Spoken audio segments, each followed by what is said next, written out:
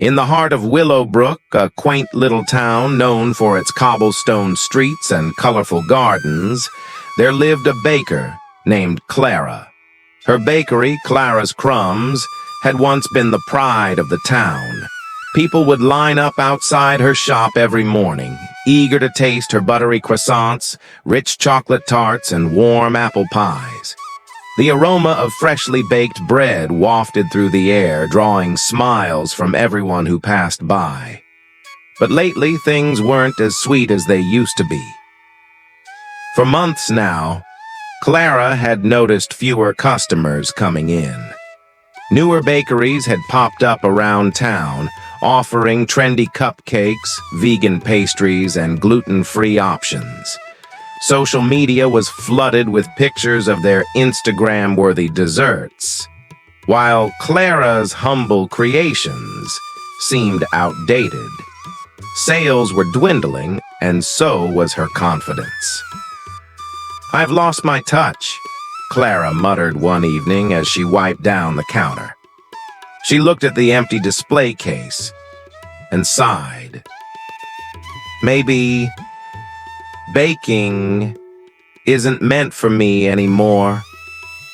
Just then, something caught her eye. A dusty old book tucked away on the top shelf of her pantry.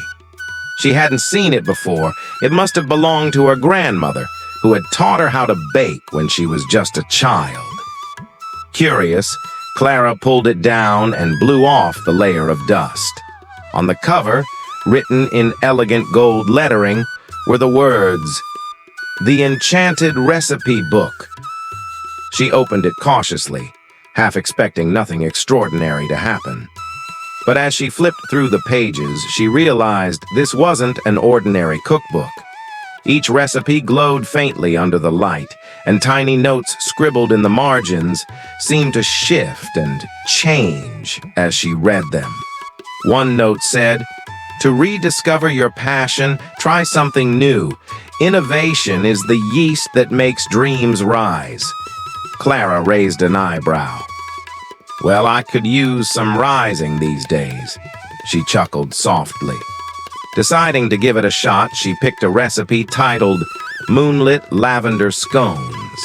It called for ingredients she'd never thought to combine: fresh lavender, honey infused with lemon zest, and a pinch of stardust, whatever that meant. Following the instructions carefully, Clara mixed the dough and popped the scones into the oven.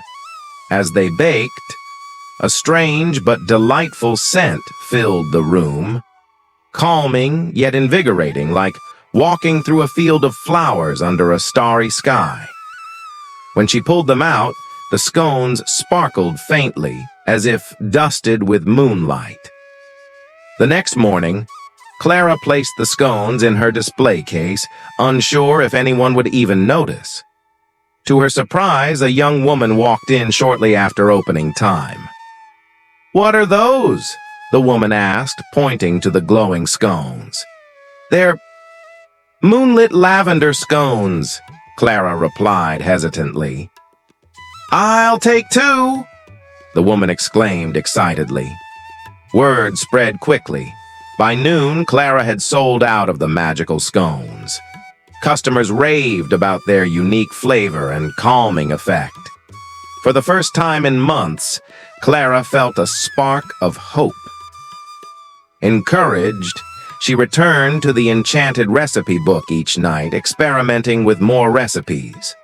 There was sunrise citrus meringue pie, which tasted like sunshine in every bite, and midnight chocolate ganache cake, so rich it made people close their eyes and sigh in bliss.